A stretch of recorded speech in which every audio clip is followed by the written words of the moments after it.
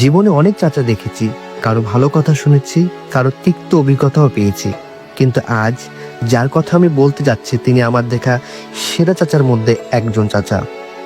নিজের বড় ভাইয়ের মেয়ে অর্থাৎ নিজের ভাস্তির বিয়েতে একজন ছোট বাবা হয়ে বা ছোট চাচা হয়ে তিনি যা করলেন সেটা আসলে প্রশংসনীয়। শুধু টাকা নয়, ভালোবাসা নয়, শ্রদ্ধা আর দায়িত্বের এক অন্যান্য দৃষ্টান্ত তিনি দিলেন।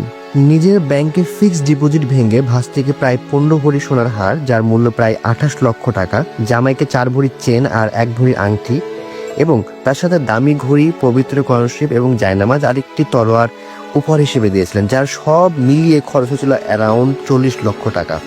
এবং এটা কোনো শো অফ নয়, বরঞ্চ সে তার মন থেকে দিয়েছে। আমি যখন আমার বন্ধু মুন্নাকে জিজ্ঞাসা করলাম যে এতগুলো জিনিসের মূল্য কত, সে কিছুতেই বলতে চাচ্ছিল না, কিন্তু অনেক রিকোয়েস্ট করার পরে সে আমাকে বলল, যেহেতু সে আমার বাল্যকালের বন্ধু এবং সে আমাকে প্রত্যেকটা বিষয় খুঁটিনাটি বললো যে তার কত টাকা খরচ হয়েছে। সে যতটুকু পেরেছে তার মেয়ের জন্য যতটুকু মন থেকে পেরেছে করেছে।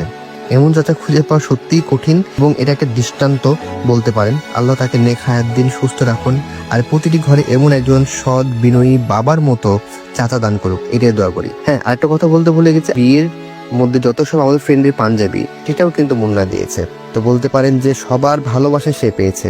আল্লাহ যেন মুন্নাকে অনেক ভালো রাখে।